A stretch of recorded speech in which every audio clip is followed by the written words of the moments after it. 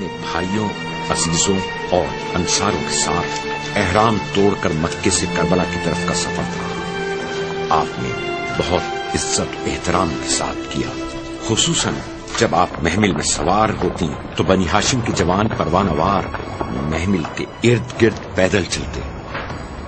سفر پنجم، 5واں سفر آپ نے 11 محرم کو کربلا سے کوفہ و شام کی طرف کیا۔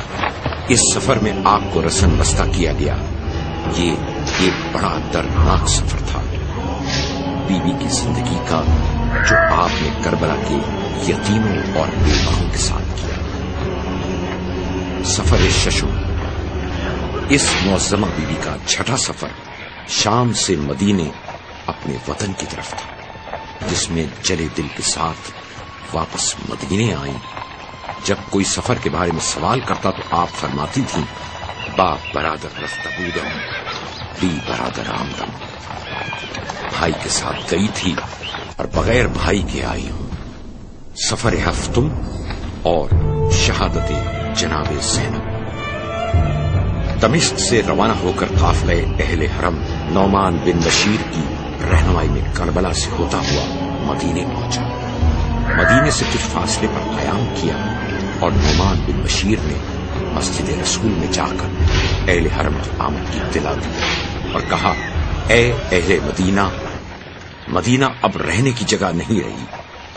امام حسین اور ان کے اقرباء و اصحاب کربلا میں 3 دن کے بھوکے اور پیاسے قتل کر دیے گئے۔ ان کے اہل حرم قید و بند کی سختیاں برداشت کر کے آئے ہیں۔ یہ غمناک اعلان سن کر تمام اہل مدینہ جمع ہو گئے۔ اس کے بعد قافلہ اہل حرم وارد مدینہ ہوا اور زینب سلام اللہ علیہا سیدھی روضہ رسول خدا پر جا پہنچی اور دروازہ پکڑ کر اس قدر گریہ فرمایا کہ ذریعہ رسول کانپنے لگی۔ شہزادی سرخ میں بین کیے، فریاد و آہ و فغاں کے نالے بلند کیے کہ یا جدہ، میں آپ کے فرزند حسین کی سنانی لے کر آئی ہوں، جس کو آپ کی امت کے درندوں نے کربلا کی جلتی ہوئی ریت پر 3 دن بھوک و پیاس میں قتل کر دیا۔ روضہ رسول سے رخصت ہو کر اہل بیت اطہار نے جنت البقیع کا رخ کیا اور زینب سوختہ جگر نے اپنے آپ کو ماں کی قبر پر بے تابانہ گرا دیا اور اپنے مظلوم برادر کی داستان ہم اندو اس انداز میں بیان کی کہ قبر فاطمہ الزہرا کو لرزا ہوا، بیویوں میں کوہرام برپا ہو گیا، شہزادی پر قیامت خیز گریہ طاری تھا۔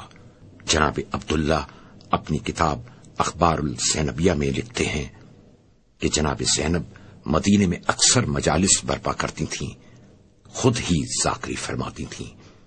اس وقت کے حکام کو یہ گوارا نہیں تھا کہ واقعہ کربلا کھلم کھلا بیان کیا جائے، چنانچہ والی مدینہ عروہ بن سعید اشتق نے یزید کو لکھا کہ جناب زینب کی موجودگی لوگوں میں ہیجان پیدا کر رہی ہے۔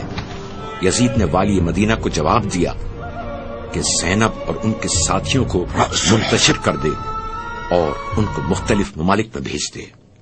اس کے بعد والی مدینہ نے حضرت زینب سے کہلا بھیجا کہ آپ جہاں مناسب سمجھیں چلی جائیں۔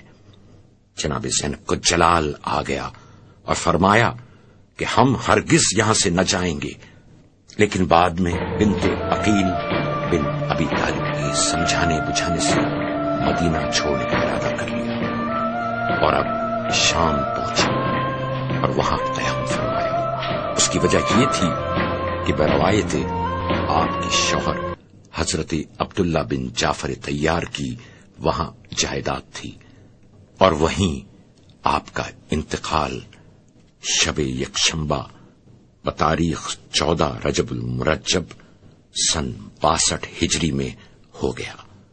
اس وقت شہزادی کی عمر 55 سال تھی۔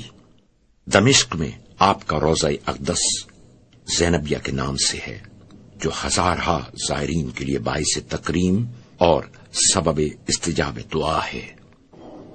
کربلا کا کوئی ذکر شہزادی زینب کے ذکر کے بغیر ادھورا اور نامکمل ہی رہتا ہے۔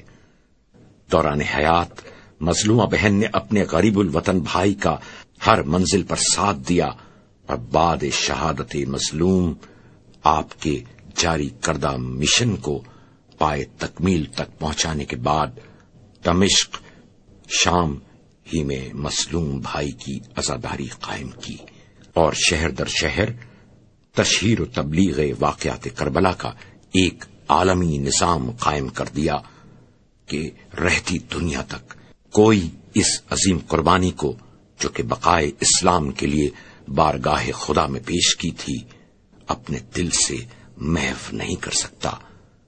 آج دنیا میں جہاں جہاں آبادی ہے وہاں وہاں ذکر حسین قائم ہے۔ اسی نسبت سے شہزادی زینب کو شریکت الحسین کا لقب زیب دیتا ہے۔ آپ کو فاتح شام کیوں نہ کہا جائے کہ آپ ہی نے نظارت انبیاء کو انجام دیا اور حاکم کو خوف خدا دلایا، ہمیشہ کے لیے تمام انسانوں کو قرآن کے غلط استعمال سے روکا تاکہ قرآن کا نام لے کر باطل حق کو نہ چھپا سکے۔ آپ نے نہ صرف اصل اسلام کو دربار میں عیاں کیا بلکہ آپ نے پوری حکومت اسلامی کی مشینری کو بھی اصل اسلام منوا دیا کہ جس کے بعد کسی میں یہ مجال نہ تھی کہ وہ آپ کے کلام کی ضد میں کوئی تقریر یا جملہ ہی کہتا۔ خلیفہ کی بیان کی گئی بات کو آئین کا درجہ مل جاتا ہے، اور یزید ملعون کے کلام کو آپ نے منطقی دلیلوں سے رد کیا۔ ایسے باطل آئین کی خلاف ورزی کر کے آپ نے آئین قرآن کی پاسداری کر کے رہتی دنیا کے لیے یہ پیغام دیا کہ بقا آئین خدا میں ہی ہے، اور انسانی آئین کی خدا کے آئین کے سامنے کوئی اوقات نہیں۔ اس معرکہ شام کی فاتح نے فتح الہی نظریے کو منوا کر باطل کے دنیاوی نظریے کو ہمیشہ کے لیے خاک میں ملا دیا۔ بیعت کا طلبگار یزید باپ سے بیعت نہ لے سکا تو بیٹے سے بندے ہاتھوں اور زنجیروں میں ہی بیعت کا مطالبہ کرتا، لیکن سلام ہے پاک بی بی کی ذات پر کہ یزید آپ کے خطاب سے بوکھلا گیا اور نہ بیعت لے سکا نہ امام کو نقصان پہنچا سکا۔ تقریر سے زینب نے ہلچل سی مچا دی تھی، دربار یزیدی کی بنیاد ہلا دی تھی، بجھتے ہوئے شعلوں کو لفظوں سے ہوا دی تھی، تحریک حسینی کی لو اور بڑھا دی تھی۔ کانٹوں سے بچایا تھا اسلام کے داماں کو، اسلام نہ بھولے گا زینب تیرے اذاں کو۔ دربار میں قیدی جو ستم کھول رہے ہیں، تلواروں کو غصے میں عدو تول رہے ہیں، مصروف ہیں خطبے میں کچھ اس شان سے زینب، معلوم یہ ہوتا ہے علی بول رہے ہیں۔ ہر سو خبر ولادت زینب کی جو گئی، ظلمت کا پھر پتہ نہ لگا ایسی کھو گئی، کیوں کر نہ جگمگانے لگے فاطمہ کا گھر، اب دو چراغ ہو گئے ایک شمع ہو گئی۔ زینب کو بھی حیدر کی شجاعت ملتی، حسنین کی صورت سے فضیلت ملتی، زہرا نے انہیں دودھ پلایا تھا قمر، خاتون نہ ہوتی تو امامت ملتی۔ فردوس میں یہ حوریں نغمہ سنا رہی ہیں، زہرا کے گھر میں زینب تشریف لا رہی ہیں، بنت نبی کا سارا گھر یوں مہک رہا ہے، خوشبوئیں جیسے باغ جنت سے آ رہی ہیں، وارث بنا رہی ہیں اپنا ابھی سے شاید، وارث بنا رہی ہیں اپنا ابھی سے شاید، زینب کو اپنی چادر زہرا اڑا رہی ہیں، زینب کو اپنی چادر زہرا اڑا رہی ہیں۔ معزز سامعین کرام، السلام علیکم۔ شہید فاؤنڈیشن پاکستان کا نام اور کام یقیناً آپ کے لیے کسی تعریف اور تعارف کا محتاج نہیں ہے۔ یہ فاؤنڈیشن شہدائے ملت جعفریہ کے متعلقین کی داد رسی کے لیے عرصہ دراز سے انتہائی منظم اور پروقار طریقے پر سرگرم عمل ہے۔ یہ ایک بااختیار مرکزی و قومی ادارہ ہے جس کا کسی دوسری تنظیم یا ادارے سے کوئی تعلق نہیں ہے۔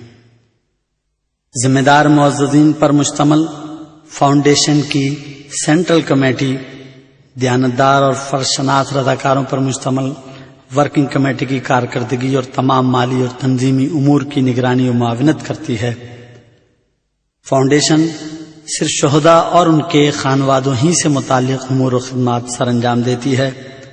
خانوادہ شہداء کی عزت نفس کو ہر حال میں ملحوظ و مقدم رکھا جاتا ہے اور